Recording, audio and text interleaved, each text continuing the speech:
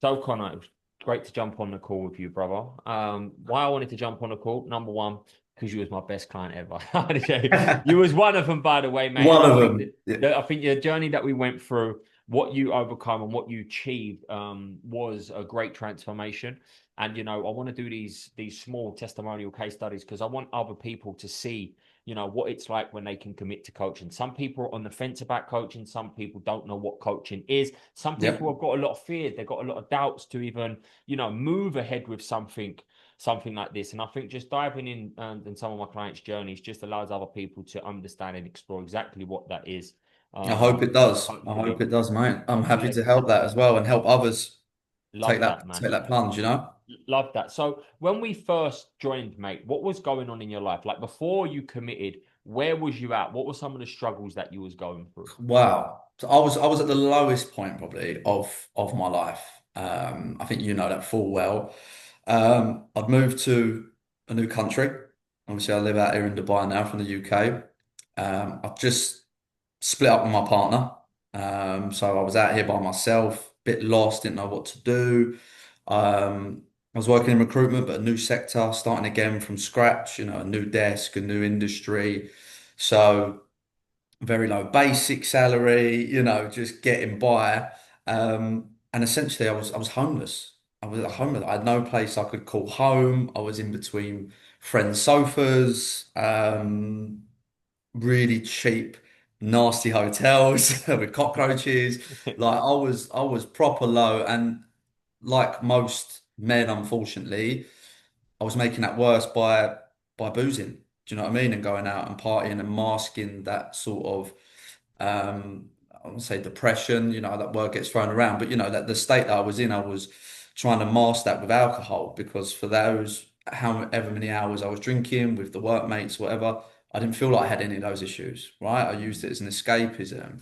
And that's really where I was at. Not to mention I was 20 plus kg heavier than I am now. I looked at absolute state. But yeah, in terms of rock bottom, I mean, it can't get any worse than single, depressed, homeless, drinking to escape. Than that, really. That's where I was. Thanks for sharing that, brother. When do you feel like it was the time for you to change? Because all of that's accumulation, right? That goes on for a long Of time, and you course, yeah. think that, I don't know, life's all right and it's okay and it might work itself out, but it doesn't, it doesn't just happen by accident. When do you feel like it was like, I need to do something This about this now? I need There to was change. one night, and I always tell people this when they ask about my sobriety and what made me change. And it's actually funny because when I say it, people think, oh, that's not that bad. Mm. But it was a straw that broke the camel's back. As you said, it was accumulation of things that just built up and built up. And then one night, drowning my sorrows, post breakup, with some of the work colleagues, they left at 7 p.m. You know me, Jay, I don't have an off switch, right? So I wasn't leaving at 7 p.m. If I'm drinking, no chance. So I've ended up standing in the pub. I've met random geezers, embarrassing myself and talking a load of rubbish. I stayed there till about midnight, 1 in the morning, on a weekday, by the way, and work the next day. I remember getting home, ordered a McDonald's, right? My McDonald's orders aren't normal McDonald's orders, mate. There's three double cheeseburgers, chips, chicken mayo, chicken nuggets. It's a big order, right? I've ordered it, I've ate it, I'm paralytic. I've ordered it again. I've ate the same thing twice. And I remember waking up the next day, didn't go into the office. The worst hangover I've ever had. I thought I'd never had hangovers before until this day. It was terrible.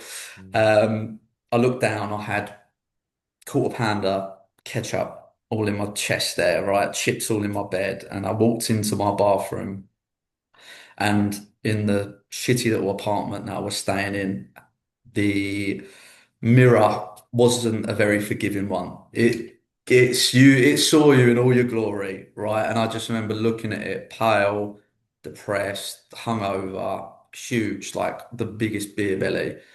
And it was at that moment I looked myself in the mirror and said, right, I need to make a change. Something needs to happen. And it was that day that I stopped drinking. And then I think it was the next day I contacted you. because I'd seen you about, obviously, and we'll probably go into this, you work with some friends of mine and stuff. And I think it was that next day I set up a call and was like, help me, brother. I need Thanks it. for sharing, And man. I'm ready for it. Love that. Thank you for sharing, bro. I think we either hit them with rock bottom moments, or it's an accumulation over a long period of time, and it just goes on until it does just get to you at Yeah, one for stage, you know. sure. And whether you're at that complete rock bottom or you want to take your life to the next level, I think we've all got some sort of rock bottom where it's got to feel like, you know what, I'm fucking sick and tired of this, man. Yeah. Oh, Whether yeah, it for is where I sure. was at when I was at the rock bottom, where it was where you're at, or it's someone that's frustrated to change because they know they've got so much potential and they can't. You know, we've all That's got it. It's a different lot about the achievements in our life, potential. I think it's for a lot sure. about the potential. And I think that was something that I thought, if I want to make it in Dubai, I love Dubai. I want to be here. I don't want to go back home and, back to the UK. And I just sat there and thought, I'm wasting my potential. If I carry on doing this, then I'll be on that first Mm, plane back home. You need to make these changes now if you've got even a glimmer of hope of staying here and making something of yourself. thank you, man. And you said, obviously, I know that you reached out to me. What is it that made you reach out to me? Why did you think, I'm the guy that's going to help you? As you said, I know I worked with a couple of people. Did you see something? Did you think this is like why me? There's loads of coaches, right? And it's just good to Yeah, no, of find out course. because I like people to understand that, I might not be the right person for someone, and it's good to find that person that you need. For sure. And I think that's a very good thing for anyone that's entering coaching. It's like, I think you want to be coached by someone that you can almost relate to a little bit. I think there's a lot of coaches out there um, that maybe I wouldn't be able to relate to. Do you know what I mean? But I looked at your story. We're from similar necks of the woods.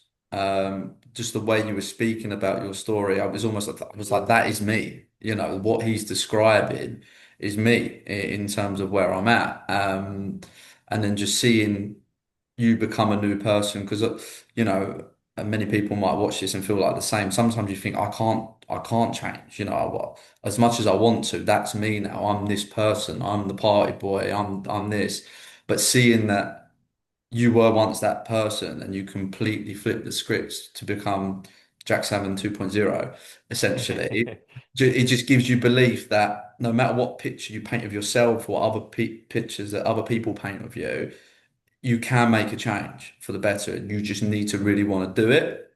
Mm, And I saw that, and I thought, well, this has to be the guy for me. And I think I said this in a podcast we've done before, but I know you worked um, with friends of mine that I've worked with before. I always mention Fraser in particular as well. It was a client of yours, and I think when I saw him reach out and say that he's worked with you and what he's achieved in my mind, Fraser was already here anyway. He was very successful. He was a fantastic, one of the best recruiters I ever met, and went on to obviously build a successful business after me and him worked together. I thought if he's dropped his ego, which every human being has, to use you to get from an already higher standard to an even higher, then my God, Connor, you can put your ego aside to mm. help him get you off the floor. Do you know what I mean? What was that? I've had so many people mention this, and it's like I've done a couple of these interviews now, and everyone said the same thing. Yeah, and I was like it the first time I ever went to think about coaching or doing something. What was that was potentially trying to stop you from improving, changing, and progressing your life? You say ego, but what were the thoughts that were running through your head at that time, if you can remember? I think sometimes the faults are, I think sometimes you worry about losing your identity. I think that was always I think that can be a worry, but you don't realize how great the new version of you can become, and Mm, I think letting go of that is a fear sometimes, especially like how old was I when I did your coaching? 28, yeah. right? So I've built up who I am over 28 years, you know what I mean? And you sometimes you can get in that situation as I want to change, I want to be better, but this is me. You almost get, Mm, in your mind, this is who I am. But it's not always the case. You can be whoever you want to be, and you can pick the right choice and the better version of yourself, not just you, for others around you as well. So I think maybe sometimes people will struggle with that with coaching, and I think, and you probably get this obstacle a lot, and it's one that I want to bring up in this because I'm sure many people think about the commitment of paying to get a coach, of actually spending your money. I don't know, we haven't spoken in detail, but I'm sure you probably get that sometimes, Jack, with people Sure. saying, I don't know about the money, or, I haven't got this right now. You knew my situation, right? And in terms of, I had literally nothing, right? And in my mind, it was, I continue doing what I'm doing, and this money that I've got here that I could do Jack Salmon's course with, I'm going to end up spending down West Beach and Feb 30 on drinks and that anyway. Or do I take this risk as such and go all in? And I always say it was the best thing I ever done. And you're not holding me at gunpoint to say this, it generally was. It did change my life. But I think those are probably reservations that people have, which is understandable because everyone has different Completely. situations that's going on in life. But I think just having, once it's done as well, right? Do you know what I Yeah. mean? I think that's what people need to realize. Like once you've made that commitment, you're in. Like you're in, and you almost feel like you have to give it 100% now. If you don't, you're not only letting yourself down, but you're costing yourself pointless money. Do you know what I For mean? Like sure. For go sure. all in on the change.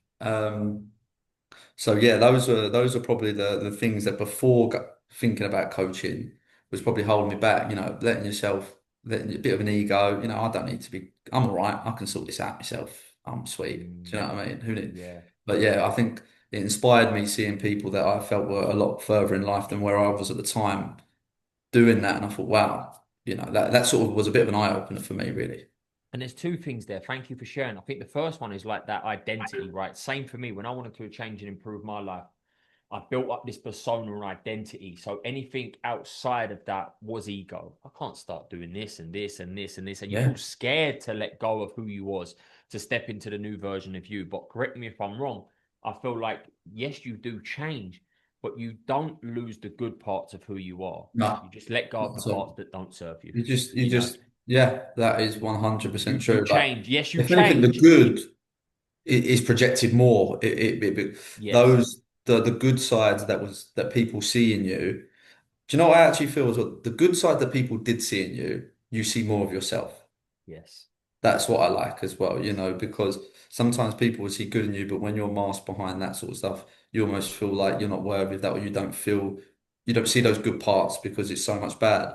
Well, you're masking it with all of the negative things, and that is actually that is blocking out that true nature that you've got inside of you. Yeah.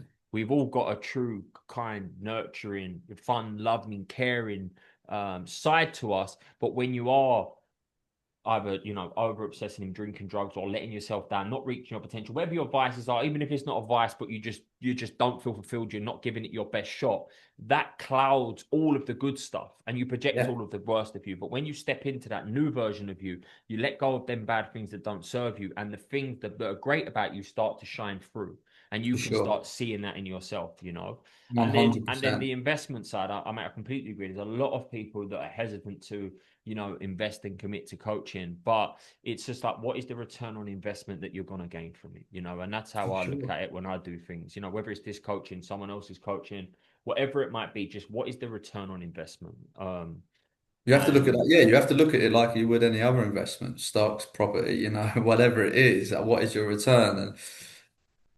And well, I can use mine as an example. With for people that might know my story, how drastically things changed in those 3 months. Do you know what I mean? I think, I lost a lot of my things was create. We wanted to create a purpose, and that's a big thing about your coaching. I know we might dive into that in a little bit in a bit, and that's really important because that's a life changer mm, for mm. sure.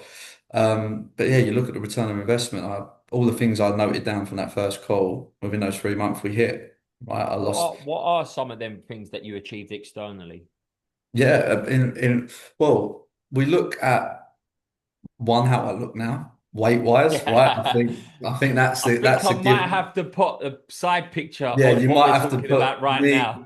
me and B Beach looking like Ray Yeah. Winston from Sexy Beast next to me now with a few abs.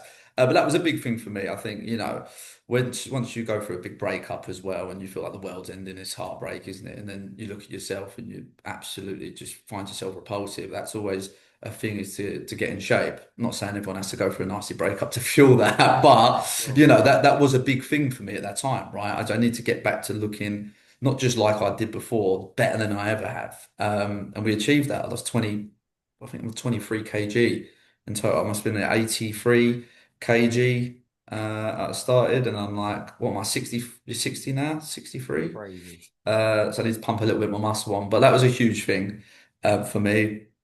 It was getting my own apartment, so it was doing enough deals to fund enough money to get my own apartment out here in Dubai.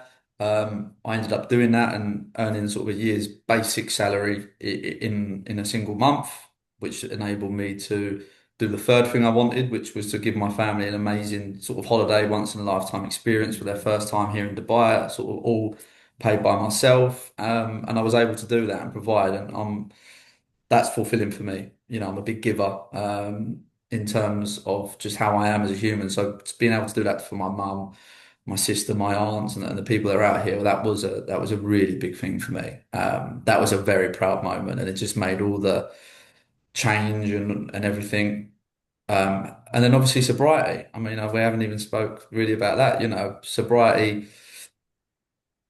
is been the best thing I ever done. And this coaching helped that. It made me stay on track. It made me stay focused. The B community, there's a lot of people in there that have opted to either really cut down alcohol or not drink at all. Mm, And they always keep you on track. It's just inspiring to see people putting up there 3 months, 6 months, 2 years, you know, and just keep pushing on. There's always someone in that group that's behind you or in front of you on that journey.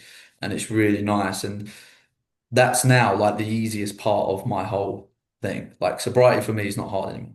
It's not, mm, it's made easier by the group. It's made easier because of the purposes and that we set together at the mm. start of the journey, which I still have now and still refer back to this day. Love that. And it just makes that side of things so much easier, even during the busy winter periods here in Dubai, where it's party, party, party. Yeah, love that, man. Thank you for sharing. What do you feel like are some of the internal things that you gained from the coaching? Like, I love to hear about the external stuff. You've got in shape, you're earning more money, you've got an apartment, you're treating everyone. But what are some of the shifts that you feel like you internally changed So throughout a the big coaching? thing now for me is I honestly believe now I'm more of a man of my word than I've ever been. Um, and I could count, well, sorry, I couldn't count. There would be a countless number of times I've let people down, whether that be family, friends, partners, work, whatever. Was never the reliable guy. Do you know what I mean? Like Conor might be, for example, amazing at his job. We might get him 3 times a week because he might not show Mm, up one day because he's pissed, or he might, do you know what I mean? Or, you know, you promise your family you'll be at this specific event and you'll be fresh because your nan's there and who's this there and who's this there, and you turn up, no sleep, rolling over, looking like a steak. Do you know what I mean? Just letting people down. It was just, I think time and time again in my life, I would do that mostly because of alcohol and substance abuse. But I'm sure there's times where you just let people down because you just, oh, I can't be bothered for that. Do you know what I mean? I've said I'll do something and I'm not delivering it. I'm not doing it. mm, So that's been a big thing for me since going on this journey, you know, is just I'm a man of my word when it comes to that. That's an internal thing that doesn't sound a lot, but I believe it is. As a man, I think if you say you're going to do something, then you should do it, right? And I'm going to be there at this time. I'll be there at this time. And I think that when you drink a lot or when you take drugs, those things you become very selfish. I feel mm, like I'm more selfless in terms of I want to give back a lot now as much as I can, whether it's advice. You know, so many people message me on Instagram about the journey that I took with you or sobriety or this and that. And that's very sort of fulfilling for me to be able to do that. love that, man. And I completely agree with what you say, mate. One of the biggest things that's helped me change my life is just being a man of my word. Because before it Yeah, was always empty promises, letting myself down, saying I was going to do something, never pulling through. And I think as men, we love to feel in control. And if you feel in control, you feel confident, you trust yourself sure. more, and everything else just kind of unfolds. And then since the coaching, obviously we haven't been coaching for a little while, but are you still upholding everything that you embodied throughout the coaching? Because that's also a big objection for people. Jack, what if I come on board and after I do your 12, 14 week program, whatever it may be, I don't want to go back to the guy that I How you was. were. Yeah, I bet that Um, is. I bet that's a big thing that people must think, of right? For course. sure.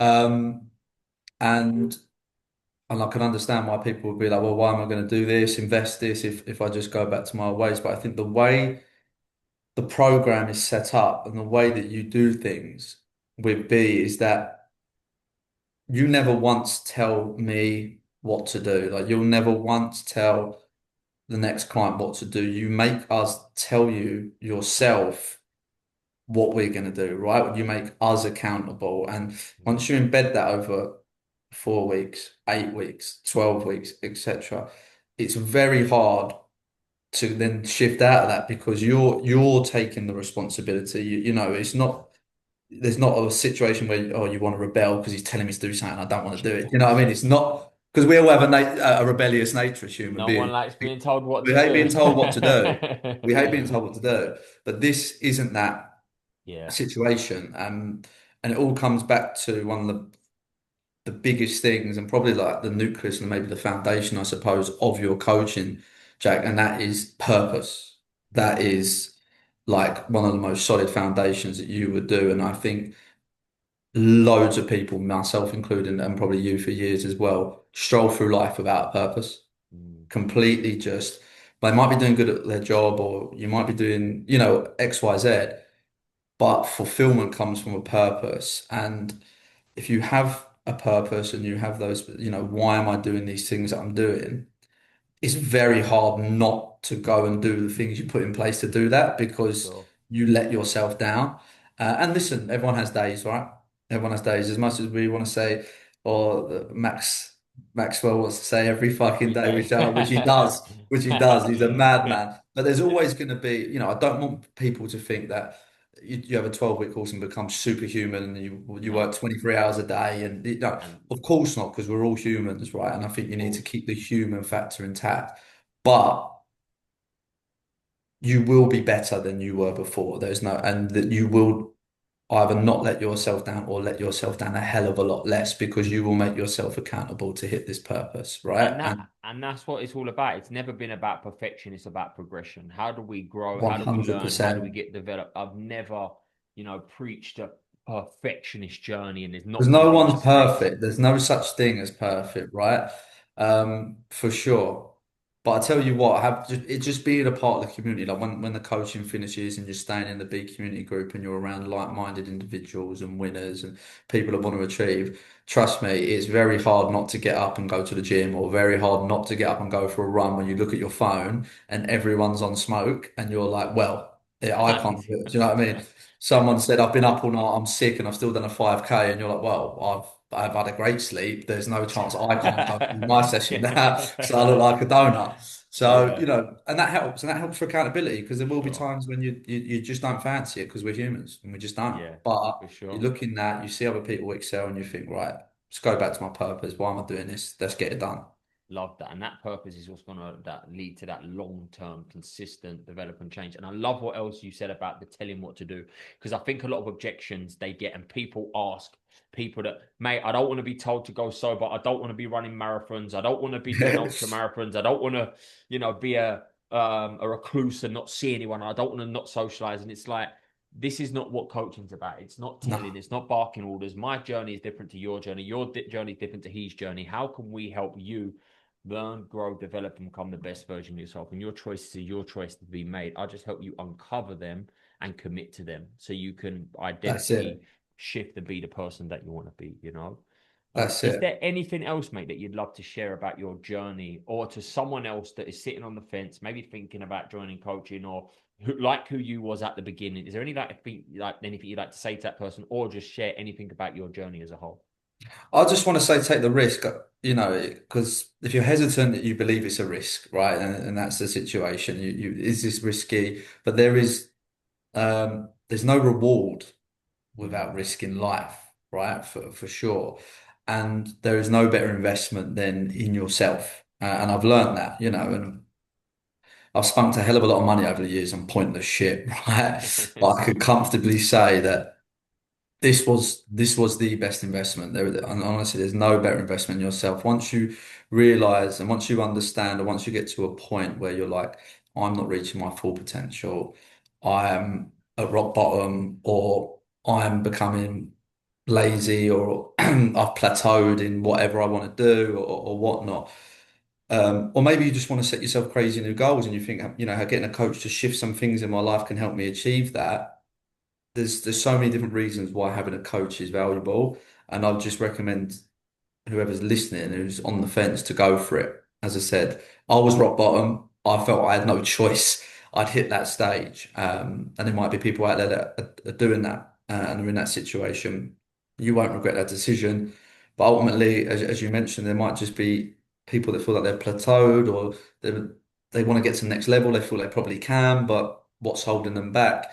Working with yourself, Jack, and doing the coaching will help them uncover that, and will help them put the fundamentals in place, not just for those 12 weeks, but for the rest of their lives, hopefully, And you mentioned you don't need to run marathons if you don't want to, you don't need to go sober. It's just, it happens that a lot of people in the group, we bond off that, and you get a real kick from that. And I think, especially if people like me that do go sober, we have to find, we've obviously got addictive personality, so we do have to find our vices and our addictions elsewhere. So it does come to fitness a lot of the time, but I'd rather be addicted to running marathons and doing cocaine, that's for sure, because it's helping my body, and it helps you look great. So yeah, I agree. I'd just go for it. Just there's nothing that you will regret by doing this. And as I said, he ain't got a gun to my head, I promise. I'm in a completely different country.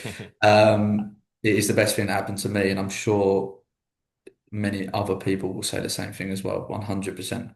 Thank you very much, bro. Listen, I just want to say thanks for your time today, but also well done for everything that you did do. You took a risk on yourself to join this coaching, knowing at that time, although you was in that position, had a big ego.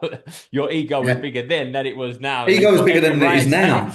Yes, and you've got every right now to have a big ego, but you Yeah. haven't. So well done Crazy. for taking the risk then. Well done for committing to yourself. Well done for committing through that coaching, but also well done for growing and developing into an inspiring, better version of yourself that continuously keeps pushing and progressing and showing others what is possible. You mentioned about my journey and my story and what that done for you. I know by the journey that you've gone on, how many people's lives you've impacted by how much you've changed. So you should be very proud of yourself, as I am, through coaching. Thank you very much, mate. It's all down to you. I want to thank you, for it all. And as I said, as you just said there, if my journey can inspire others, because I'm sure that there's many people out there that are similar to me back then, or people that even knew me back then, if they could see me now, like there's nothing better than hearing your closest, nearest and dearest family will not say they're proud of you and they're proud of the change you make. And I think that is worth its weight in gold, let alone what your coaching price is. Appreciate it, brother. Thank you.